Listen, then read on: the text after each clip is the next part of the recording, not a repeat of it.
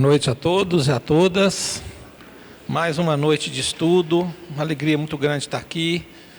Eu cumprimento também as pessoas que vão nos assistir em outros dias e horários pelo YouTube, sejam bem-vindos. Eu vou começar com uma pergunta muito interessante. Como se comunicar com o anjo da guarda? Tem alguma sequência que possa fazer, passo a passo, né? Não, gente, não tem passo a passo. Mas conversar com o nosso espírito protetor, nosso anjo da guarda, como quiser chamar, é muito fácil. A primeira coisa que eu entendo é que a gente tem que acreditar no que está acontecendo. Que a espiritualidade já nos revelou muito, que existem espíritos que nos guiam, que nos guardam, que nos intuem, que nos orientam. Agora, nós temos que sintonizar com eles. Se a gente tiver com sintonia muito baixa, se a gente tiver com os pensamentos muito ruins, vai ser difícil a gente sintonizar com alguém que só quer o nosso bem. Eu costumo falar que todo santo dia eu encho o saco do meu guia espiritual. Todo dia. Porque eu peço, aqui no último sábado de cada mês, a gente tem a entrega de cesta para as famílias assistidas. Eu gosto muito de falar isso, porque na oração que o Sérgio faz de abertura e encerramento, ele fala muito para as famílias: peçam. Peçam com fervor, peçam com vontade. Peçam de qualquer forma. Aquilo que te aflige, aquilo que pode estar te prejudicando, aquilo que você não entende, aquilo que você quer mudar em você, peça. Peça. E se lembre que Ele sabe, Ele está dentro da sua consciência junto com você. E as coisas mudam, gente, as coisas melhoram. A gente consegue afastar pensamentos ruins, a gente consegue evoluir no nosso dia a dia para conceitos morais mais elevados. Mas tem que acreditar que Ele está do nosso lado, Ele ou eles, porque pode ser mais de um. A partir dessa crença e da gente ter atenção com o que vai acontecer, vocês vão perceber uma coisa que o João falou aqui na abertura, que é a intuição. Às vezes a gente é intuído de questões que não passavam pela nossa cabeça. É muito interessante isso. Às vezes você pede uma mudança de pensamento, e quando você vai perceber lá na frente, seu pensamento já mudou. Porque aquilo que te afligia, aquilo que você não concordava, não era seu, começa a dissipar, começa a desaparecer. Então, sintonizar é pedir, é mentalizar, é acreditar que Ele está ali ou eles estão ali para nos ajudar. É isso. Meus queridos amigos, companheiros de Ideal Espírita, boa noite. É uma alegria para o nosso coração retornar ao Jesus de Nazaré, para nessa noite refletirmos em torno da mensagem do Evangelho de Jesus. A pergunta é: como lidar com pessoas tão difíceis dentro da própria família? É muito difícil, não sei o que fazer. A vida em família é um dos maiores desafios que todos nós possuímos. Aliás, no livro Jesus no Lar, psicografia de Chico Xavier pelo espírito Neo Lúcio, nós vamos encontrar numa daquelas noites em que o mestre estava reunido com seus apóstolos na casa de Pedro, a sogra do pescador mais velho perguntar a Jesus o que era a vida em família. E Jesus respondeu que a vida em família pode ser comparada a um grande jardim de rosas perfumadas, mas que neste jardim também há espinhos. Que a vida em família pode ser comparada a um grande mar, cujas águas vêm e vão ao sabor do vento, mas às vezes o mar fica marevolto e há grandes tempestades, porque a vida em família é um cadinho depurador. É dentro do nosso lar que nós temos os nossos encontros e os nossos reencontros. E na atualidade, no atual estágio evolutivo em que nós nos encontramos, a maioria das nossas famílias, elas são constituídas de inimigos do passado, onde nós temos a oportunidade de, dentro do ambiente familiar, aparar essas arestas, conviver bem com aqueles que são os nossos consanguíneos. E amar as pessoas que nos amam amar as pessoas que fazem aquilo que nós desejamos, que são os familiares mais afáveis que nós temos ao nosso lado, é muito fácil.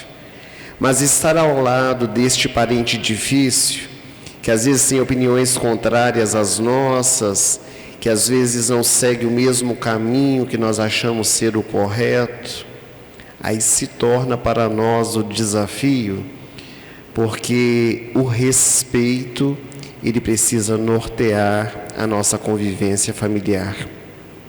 É preciso nós aprendermos dentro de casa um momento de falar, um momento de se calar, um momento de nos posicionar diante daquilo que nós acreditamos e um momento de nós aceitarmos que o outro também traga as suas considerações, as suas opiniões.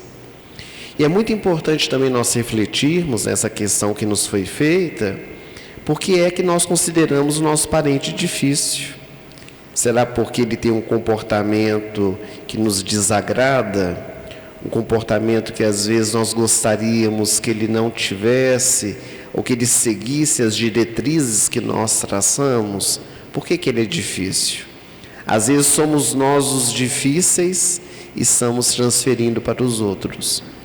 Então, dentro do ambiente familiar, nós precisamos refletir muito sobre os nossos posicionamentos, a maneira com que nós lidamos com as pessoas que são na nossa intimidade doméstica, para nós aprendermos a despertar no nosso coração os melhores sentimentos, fortalecendo os elos que nos ligam para a construção daquilo que a espiritualidade nos ensina, a construção de uma família universal.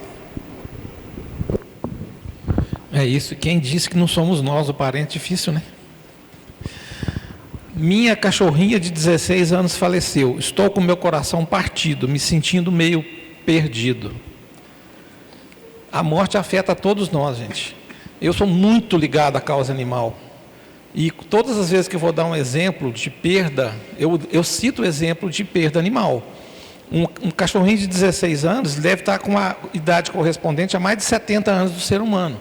Então, viveu muito ao lado de uma pessoa por muitos anos. Agora, nós temos que lembrar uma coisa. Os animais têm alma. Tem um livro da doutora Ivênia Prada, que é uma especialista em espiritualidade animal, que explica toda essa situação. Há pouco tempo também eu li um livro sobre a individualidade dos animais. Gente, os animais, eles estão numa rota evolutiva igual a gente. Eles estão numa rota de evolução igual a nossa. Eles estão num estágio anterior ao nosso. Dentro da escala evolutiva, os animais continuam. Eles vão evoluir até chegar num ponto muito maior. Então, o consolo que se tem é que eles não morrem. Morre o corpinho deles. A mesma situação de um ser humano nesse sentido. A gente tem que acreditar que ele vai. Eu costumo dizer assim, todas as vezes que eu recebo uma notícia e que alguém me fala sobre o falecimento, seja de uma pessoa, eu falo a mesma coisa, que ele tenha feito a passagem em paz, conforme a pergunta 149 do Consolador, uma passagem suave, que seja acolhido pela espiritualidade e que continue o seu caminho de luz, porque é isso que vai acontecer com todos nós. Então, quem perde um animal e sofre, entenda que esse animal, ele vai continuar o caminho de luz, inclusive ele pode reencarnar. A gente tem muitos casos de reencarnação animal. Tem um caso célebre do Chico, de um cachorrinho dele, que acho que 3 ou 4 anos depois, ele mesmo voltou.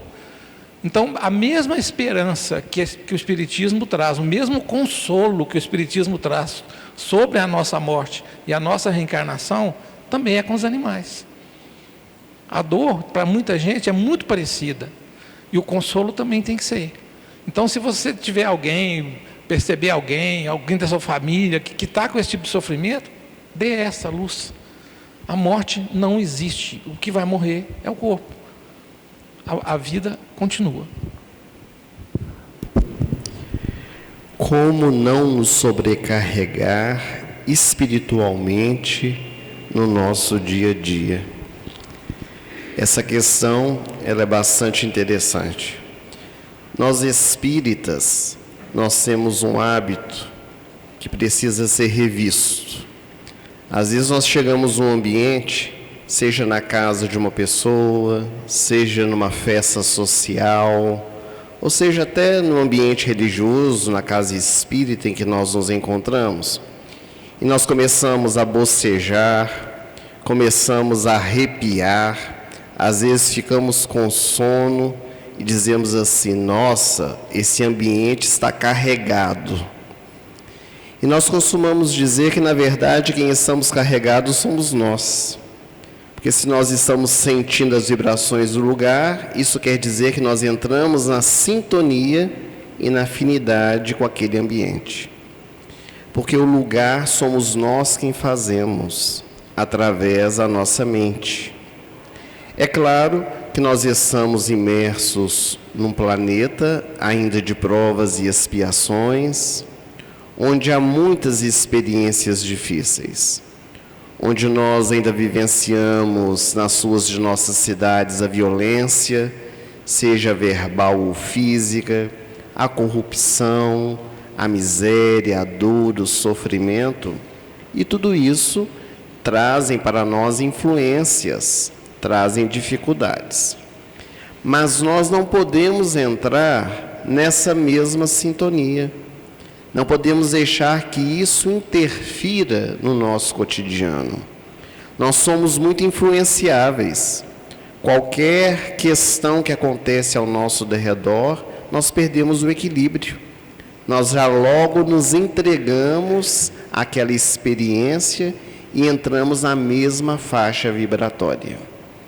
Certa ocasião, a mãe de Chico Xavier, Maria João de Deus, em espírito, apareceu a ele e disse assim: Chico, todas as vezes que você estiver conversando com alguém e sentir vontade de aumentar o tom de voz, de gritar, de brigar, busque utilizar de um remédio santo, a água da paz. E dizem alguns biógrafos, não sei se é verdade, que o Chico durante muito tempo procurou a água da paz, o remédio santo, em algumas farmácias. E não encontrando, é claro, ele perguntou para a mãe dele o que seria. E ela disse que era água potável, que estava lá no filtro. Encher a boca de água e contar até 10, porque vai passar. Então é preciso nós sabermos lidar com essas experiências ao nosso redor. Ao invés de perdermos a nossa razão, o nosso equilíbrio diante das situações difíceis, procurar entender o que nós podemos fazer para modificar aquele contexto. Porque se nós estamos vivendo esses momentos de sobrecarga espiritual no nosso planeta, nessa transição pela qual nós estamos passando, é preciso cada um de nós individualmente colaborar para que essas vibrações elas sejam mais amenas, para que nós não entremos naquele mesmo processo que está sendo vivenciado ao nosso redor, trazendo a diferença. Gandhi lhe dizia: seja a diferença que você quer ver no mundo. Então a proposta do Evangelho de Jesus é nós estabelecermos a alteração do nosso comportamento, do nosso pensamento, para a construção de um mundo melhor. Está chegando muita pergunta, gente. Vou tentar dar prioridade para as perguntas que estão chegando, porque tem muita coisa aqui. Eu vou responder a primeira. Qual a principal diferença de uma pessoa sensível para um médium ostensivo? Muito interessante essa pergunta. A ostensividade é quando alguma coisa é mais pronunciada, ela é mais visível. A sensibilidade que a gente pode ter, sendo bem prático, às vezes a pessoa pensa em alguma coisa, às vezes ela escuta alguma coisa, mas ela não tem a convicção e a certeza daquilo. O médium ostensivo é aquele que exerce a mediunidade com profundidade.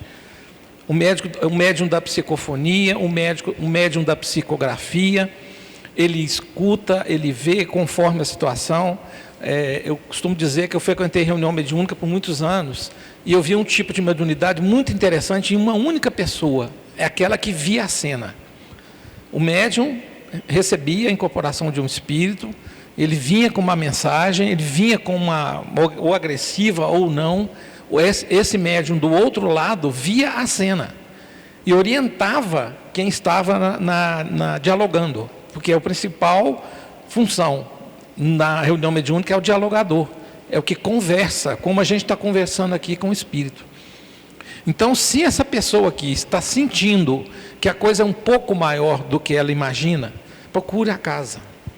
Espiritualidade é aqui, mediunidade é aqui, mediunidade é estudo, mediunidade é educação, mediunidade pode ser missão. Então, como tem muito preconceito, muita desinformação, muito fake news, muita mentira, é aqui na casa que essa pessoa vai procurar ajuda.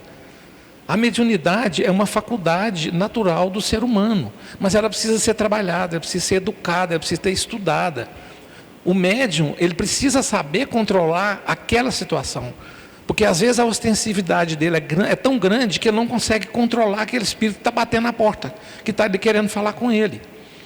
Isso é muito interessante quando você vê isso. Isso que eu estou falando, gente, é coisa de reunião mediúnica, isso é coisa prática de doutrina espírita. Está nas obras, eu estou falando de coisa real, que a gente vive, que a gente vê. Então, se a pessoa tem a mediunidade ostensiva, ela vai sofrer se ela não partir para o caminho do estudo e da educação. E o pior, ainda tem médiuns com esquizofrenia, que é uma combinação muito difícil. E hospitais psiquiátricos, eu não vi um estudo percentual, mas eu já vi essa notícia em vários lugares diferentes. Tem muito médium dentro de hospital psiquiátrico. Tem muito médium que não foi... Por quê? Porque é preconceito de família. Não aceita ir para um centro espírita. No século XXI a gente ainda tem que conviver com isso. E aí você condena a pessoa a ir para uma reclusão de um hospital psiquiátrico. A medicação, se a mediunidade for ostensiva, não vai funcionar. A Nete Guimarães, numa das melhores palestras que eu assisti dela, disse que ela é dessa área. Se o remédio psiquiátrico não fizer efeito, é espiritual. E aí o que você vai fazendo? Você vai chegar até num propofol da vida para você dopar a pessoa. E sendo que o caso dela não seria nem de hospital psiquiátrico. Seria de vir para casa, conhecer mediunidade, entender a sua mediunidade, começar a servir o outro com a mediunidade. Porque eu costumo dizer o seguinte, para não me alongar, a casa, igual aqui, tem 2 tipos de trabalho social. Um deles é com as famílias assistidas, são os estudos, são os acolhimentos, o atendimento psicológico, os cursos e tal. Esse é um trabalho social. O outro é na reunião mediúnica. Porque o que vão lá, gente, são espíritos, a maioria em grande sofrimento, perdidos, há séculos em alguns casos. E lá é que é feito o trabalho de caridade, de recepcionar, porque aquilo ali é um pronto-socorro espiritual, é uma UPA espiritual. Ali tem um Uber espiritual trazendo os espíritos para a reunião. Parece engraçado, mas é isso mesmo. Quando eles chegam, eles são acolhidos, são tratados, se quiserem, vão para um hospital. E aí eles têm o que eu falei antes, um caminho de luz à frente. Mas mediunidade se trata assim, sem preconceito, com educação, com estudo e com entendimento do uso da mediunidade como missão e para ajudar as pessoas. Meu marido agora se considera ateu. Afirma que as religiões servem como controle social, pois todas trabalham em cima da culpa. Eu permaneço crente em Deus, mas percebo que ele se incomoda com isso. Tenho medo de perder a fé também. Essa experiência é uma experiência vivenciada em muitas famílias. Quando nós encontramos dentro do nosso ambiente doméstico pessoas que são de religiões diferentes. Neste caso, é um pouco mais complicado, porque nós temos aqui um marido que se diz ateu. Então a briga, a discussão, a dificuldade não é por causa de ideologias religiosas diferentes. É porque dentro do ambiente doméstico tem uma pessoa que se diz ateu e a outra que é religiosa. É muito importante, e nós já nos referimos isso na pergunta que falamos sobre a família, que dentro do nosso lar nós tenhamos o respeito às crenças das pessoas, porque o ateísmo também é uma crença que merece respeito. Se o indivíduo diz que não acredita em Deus, é o direito que ele tem. E nós temos o direito de acreditarmos aquilo que melhor nos convier. A pessoa, a esposa aqui na questão, diz que tem medo de perder a sua fé por causa do convívio com o marido. Fé não se perde, porque fé é um sentimento inato que nós trazemos dentro do nosso coração, que precisa ser cultivado para que se desenvolva cada vez mais. Nós temos, às vezes, a fé vacilante, que se modifica de acordo com as circunstâncias que estão ao nosso derredor. Mas se nós temos a verdadeira fé, ela se mantém plantada dentro do nosso coração, mesmo diante das adversidades. A religião, ela tem o objetivo de nos ligar com Deus.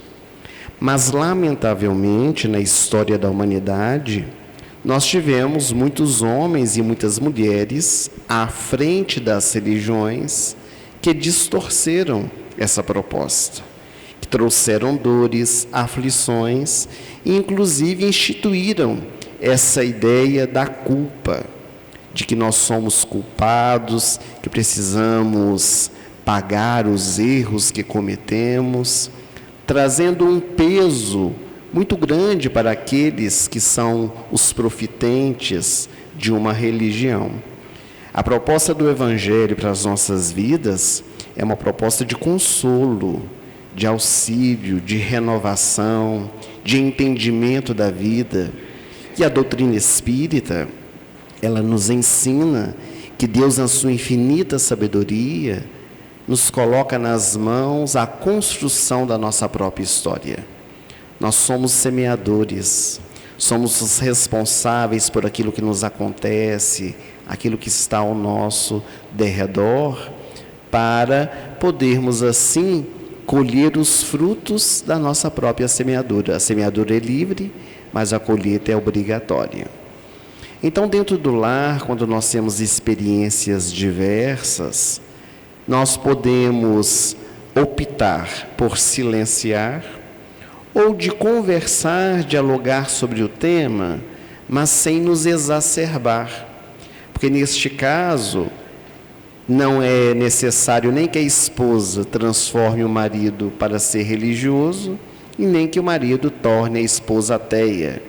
Seria o caso do casal se respeitar nas suas convicções e, à medida que o tempo for passando, um outro encontrará caminhos que vão direcionar a sua estrada.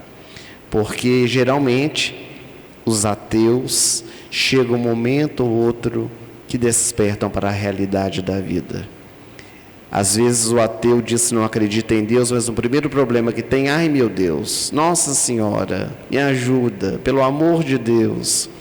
Então, o sofrimento e a dor, às vezes, bate à porta como uma forma de despertamento, de convite, para que o indivíduo possa meditar sobre a sua vida. Mas dentro da relação conjugal, a família deve, de todas as maneiras, buscar ter uma boa convivência, independente das opiniões que se tem a respeito dos conceitos religiosos. Bom seria se o casal caminhasse junto na mesma proposta. Mas se isso não ocorre, que cada um siga o seu caminho na proposta do bem. Porque não é importante ser religioso. O importante é nós termos uma vida digna, com caráter. Porque nós temos pessoas que frequentam templos religiosos, que estão tão distantes de Deus, e temos pessoas que se dizem ateias, que são pessoas boníssimas, são pessoas que encontraram o caminho de uma outra forma. E para Deus o que mais importa são as nossas atitudes, são aquilo que nós fazemos, das possibilidades que a vida nos apresenta. Nós estamos aqui para poder crescer e evoluir. Vou tentar responder duas de uma vez aqui, que tem o mesmo tema. Minha mãe desencarnou há 2 anos e 8 meses. Sinto muito a falta dela e gostaria de saber como ela está. Ela era acamada e lúcida. Perdeu a lucidez 3 meses antes do desencarne. Com quantos meses depois da morte consigo notícias do meu filho? Bom, gente, a primeira coisa é que não existe prazo, não existe data e não existe nem se a gente vai saber se nós vamos poder comunicar. Eu queria dar uns exemplos para vocês aqui para ficar bem claro. Chico Xavier foi o maior fenômeno mediúnico da história da humanidade. Só. Chico, ele psicografou mais de 90 mil documentos. As cartas de Chico Xavier são os documentos mais emocionantes que vocês puderem imaginar. Mas tudo bateu de lá para cá. Tem uma historinha que uma pessoa chegou no centro lá em Uberaba e tirou um talão de cheque. Você sabe dessa história? Quanto você quer? Fala o valor. Eu quero saber do meu filho. Infelizmente não é assim, gente. Isso tudo é feito com o auxílio da espiritualidade. Tudo tem o seu momento. Pode acontecer? Pode. Vou contar outro caso muito interessante. Quem lembra de Jerônimo, o gigante deitado? Alguém aqui já ouviu falar nele? Jerônimo é uma pessoa muito querida, inclusive pelo Chico. Foi um ser humano esplendoroso que fazia palestras, que fazia estudos deitado numa maca. Ele não levantava, ele tinha uma paralisia e ele foi conhecido como gigante deitado por motivos óbvios, né? O trabalho que ele construiu, a vida que ele construiu. 2 horas depois da desencarnação dele, ele manifestou. Foi o caso mais espetacular que eu já vi. Então, isso não existe uma regra. Eu vejo e fico sentido de ver que as pessoas às vezes vêm na casa espírita porque elas querem de toda forma uma comunicação. E isso a gente entende, porque tem muita dor envolvida. O caso aqui tem muita saudade. Agora, a gente precisa pensar e querer e mudar o nosso pensamento para que a gente transmita para essas pessoas coisas boas.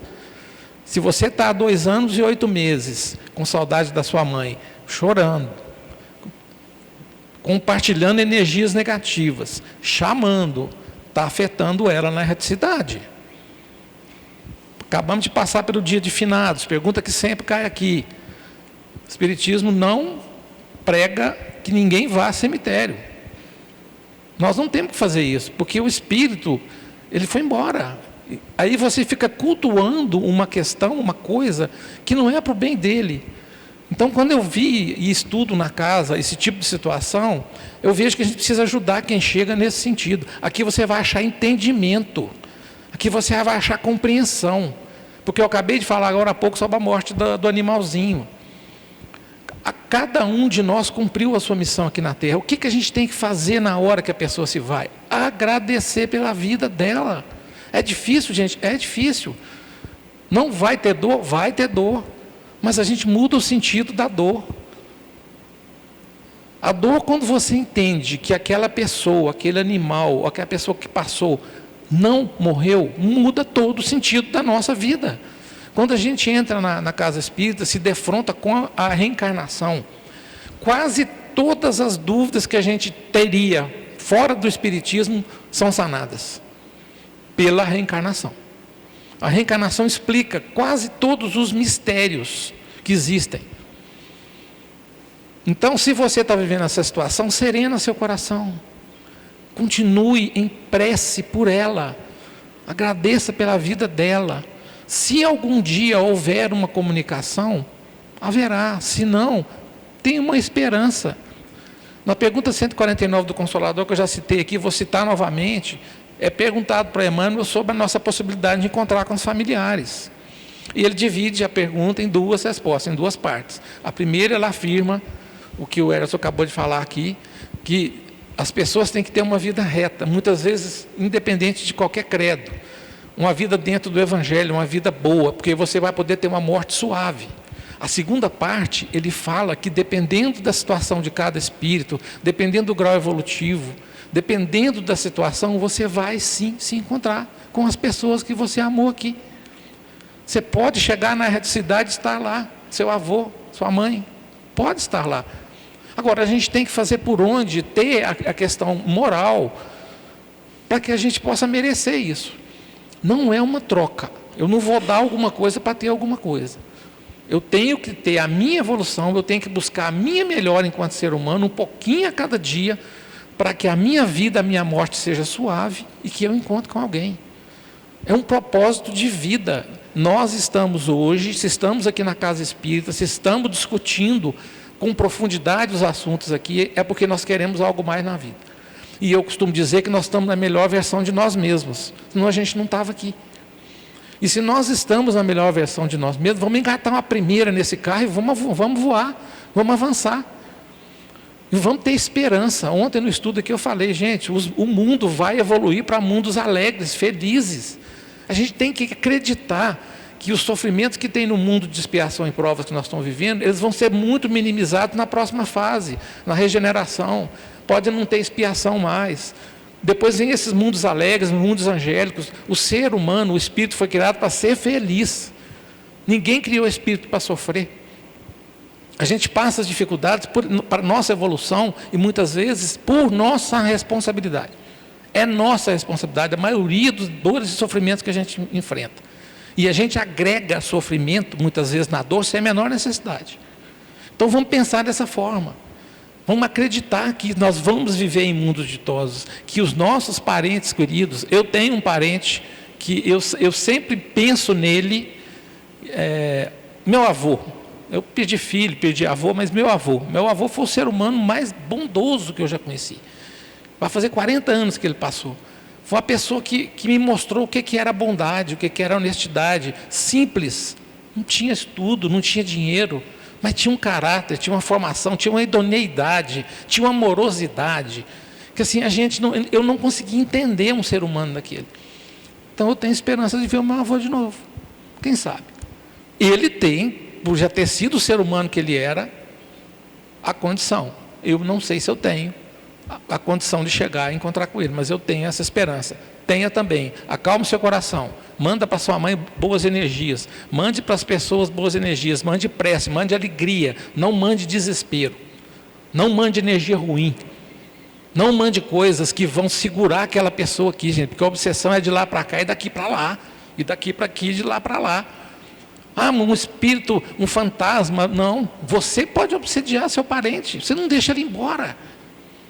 As pessoas constroem túmulos na dor, querendo manter, segurar aquilo, e muitas vezes não sabem o que estão causando para o espírito que está ali. Que poderia estar lá na erraticidade, continuando seu caminho de luz, evoluindo, às vezes até já voltado uma nova encarnação, mas você fica obsediando ele.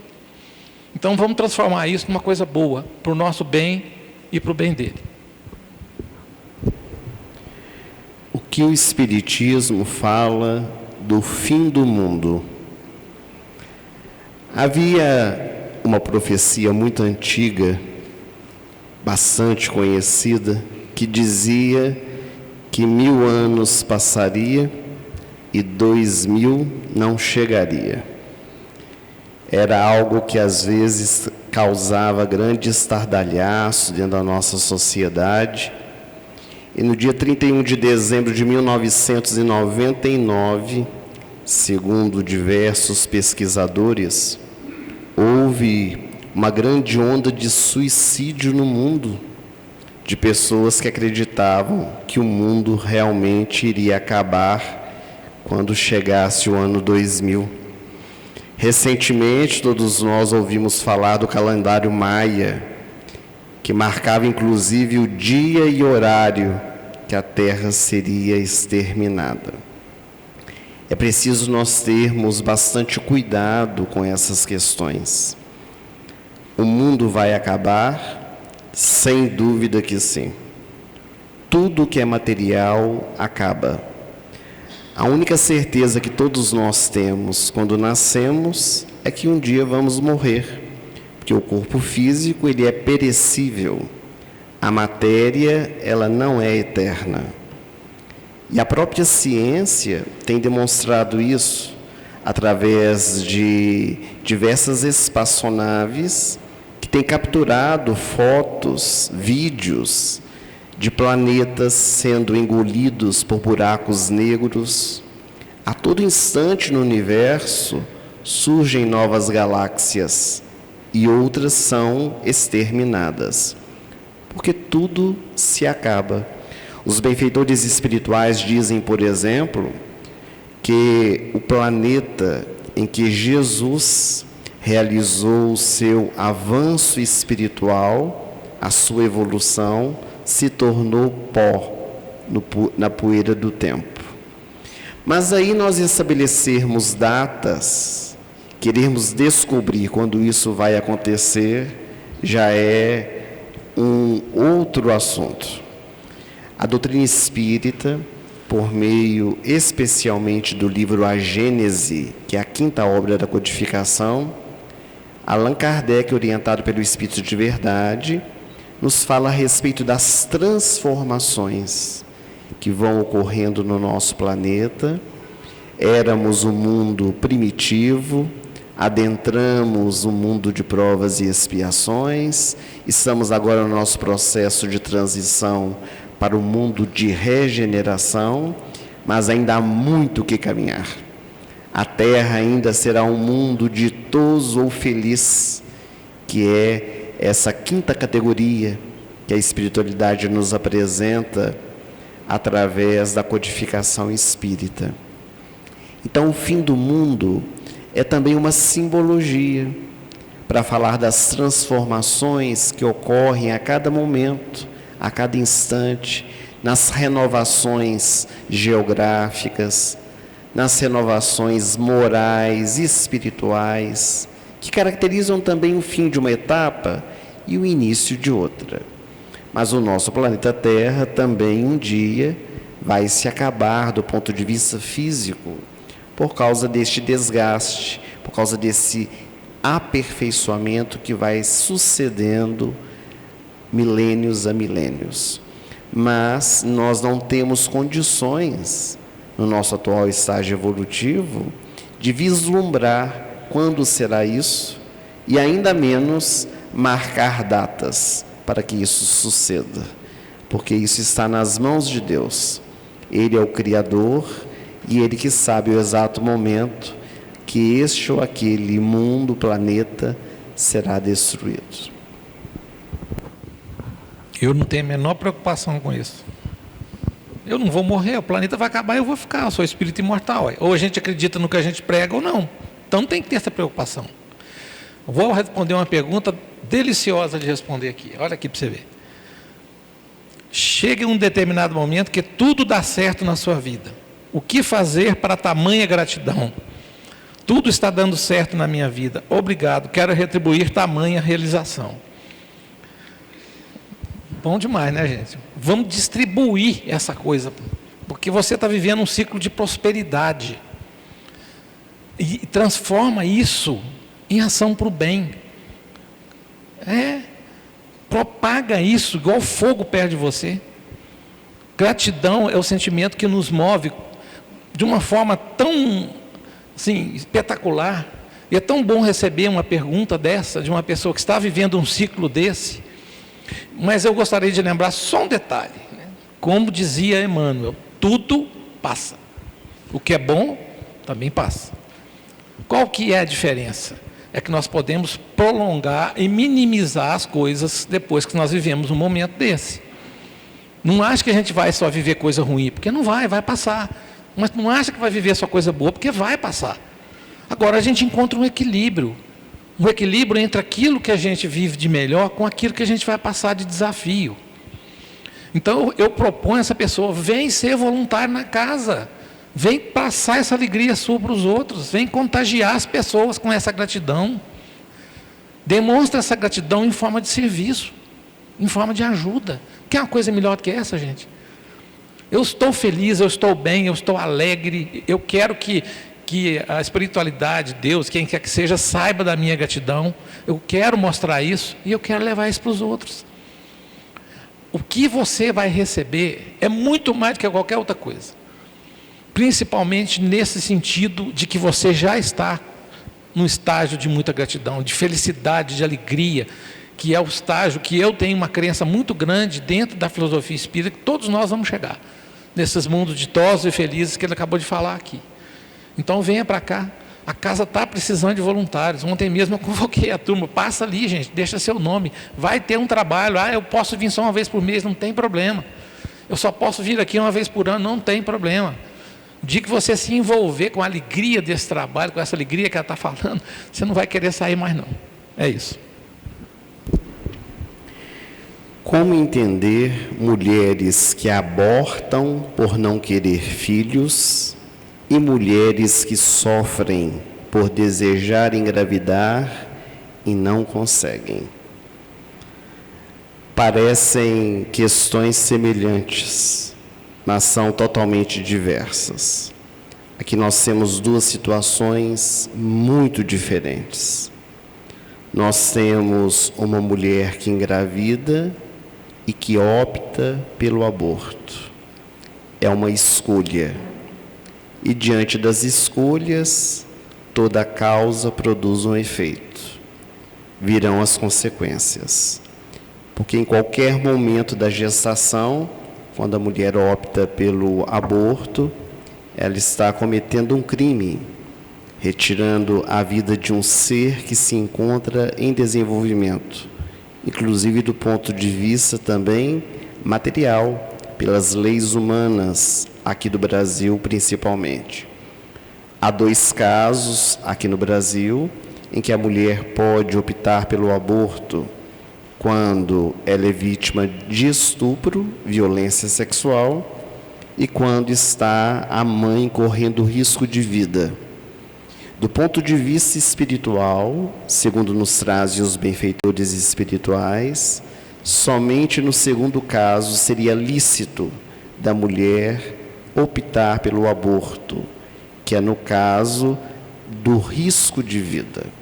Porque da violência sexual, embora seja uma situação muito difícil, somente quem já viveu sabe o que é passar por isso, mas do ponto de vista espiritual, como não existem acasos e as experiências são para aprendizado para todos, essa experiência com certeza trará para aquela mulher, para o ser que está chegando por intermédio dela, aprendizados, crescimentos espirituais.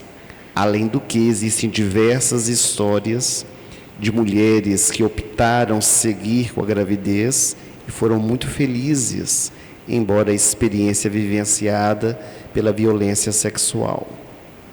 Então, o aborto é uma escolha que a mulher faz e ela vai responder por essa atitude, bem todos aqueles que estão também envolvidos. No caso, o homem que a engravidou, porque uma mulher não engravida sozinha. Também os profissionais, se nós podemos chamar de profissionais, as pessoas que escolhem esse caminho de auxiliar no aborto de crianças. A família, quando apoia. Então, existe uma rede de responsabilidades. Do outro caso, existem muitas mulheres que adorariam ser mães, e por mais que tentem, por mais que busquem, não conseguem. Nós temos aí a resposta na doutrina espírita pela lei da reencarnação. Quando muitas vezes a experiência bate à nossa porta para nos trazer o aprendizado e o crescimento. Nós não podemos ajuizar sobre todos os casos, porque cada caso é um caso. Mas muitas vezes, mulheres que tentam engravidar e não conseguem é por causa dos compromissos do passado. Às vezes não utilizaram bem do ventre materno, às vezes causaram muito abortos ou fizeram abortos e agora passam pela experiência de desejar engravidar e não conseguem. Às vezes são as próprias questões fisiológicas, genéticas, que oferecem essa experiência para aquele espírito num convite para canalizar o sentimento de uma outra forma, seja pela adoção, ou seja no despertamento do amor, junto daqueles que não têm mães, em visitas fraternas, em tarefas que vão repletar o seu coração de paz. Então, neste caso, seria uma provação, uma expiação para aquela mulher, para a sua família, no caso dela ser casada, o marido também desejar, eles não conseguem. além de existirem várias experiências de mulheres que não podiam engravidar, que optam pela adoção e, quando adotam, geram seus próprios filhos, porque o amor desperto no coração gera bênçãos em nossas vidas. Então, várias são as experiências pelas quais a doutrina nos ensina que pode acontecer da mulher não conseguir engravidar, mesmo desejando. É isto. Vamos para a última. Como ter uma vida mais saudável e equilibrada se sou pobre? Acho que isso só para quem tem dinheiro. Eu só lembrei do meu avô falando isso aqui. Se uma coisa que ele não tinha era dinheiro. Uma vida pobre, anos 40, não tinha vacina, não tinha saneamento básico, teve 18 filhos, perdeu 3 ou 4 de aborto, outros 2 ou 3 por doença. Na minha visão, se a gente está satisfeito com a vida que a gente tem, e tem uma frase de Chico que diz: você tem as condições materiais que você precisa, você tem a casa que você precisa, você tem o dinheiro que você precisa.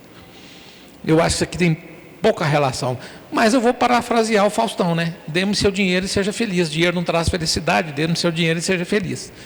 Mas na minha concepção, a paz de espírito, ela tá ligada a uma vida confortável. Mas se fosse assim, gente, a gente teria pessoas deprimidas e suicídios com pessoas ricas? Se fosse assim, a gente não teria pessoas pobres que a gente admira profundamente pela paz, pela tranquilidade, pelo que nos passa de vida boa. A gente sempre lembra daquele sujeitinho lá na roça, né? São Geraldo está lá na roça, uma sabedoria em pessoa. Você vai lá, ele está lá na rocinha dele, vivendo uma vida de paz, não quer saber de confusão. Esse cara já encontrou a vida saudável. E muitas vezes a gente vê as pessoas se degladiando por causa de dinheiro, e cada vez mais dinheiro, e dinheiro, e dinheiro, perdem totalmente a essência da vida. Entra num desequilíbrio, numa onda de desequilíbrio terrível. Então, a hora que a pessoa para pensar, muitas vezes a vida já passou, e vira aquela ganância, aquela coisa, e não consegue atingir o equilíbrio. Não consegue atingir uma vida saudável. Eu acho que a vida saudável ela passa muito mais pela questão mental até do que física. Por tudo que a gente vê hoje. Por todas as situações que a gente vive hoje. Da velocidade da internet, da revolução da inteligência artificial, de como as coisas chegam para a gente, de como as coisas se propagam, da velocidade que querem resposta, a nossa cabeça não para. Então eu acho, na minha concepção, que a gente tem que ser muito feliz e grato com o que a gente tem. E procurar essa vida saudável, independentemente do quanto a gente tem. Uma coisa, um alerta eu gosto de fazer. Equilíbrio, principalmente na vida financeira, é fundamental para você ter paz. Porque é a minha área, eu trabalho com isso, trabalhei com isso a vida inteira, e muitos casamentos acabaram por causa de dinheiro, não foi por causa de falta de amor, não. Porque esse desequilíbrio, ele traz uma coisa que você não consegue resolver. É aquela história, rapidamente, do casal que um é gastador e o outro segura. Um puxa, o outro segura. Tem que encontrar um equilíbrio. Então, para a gente ter essa vida saudável, não necessariamente eu tenho que ser rico. Senão, nenhum pobre tem vida saudável e nem tem paz de espírito. E aí, meu avô era um homem feliz, alegre, grato pela vida. Passou só coisas boas. E ele era uma pessoa feliz. E ele não tinha bens, ele não tinha posse. Obrigado a vocês, ótima noite. Obrigado, Elson. Até a próxima.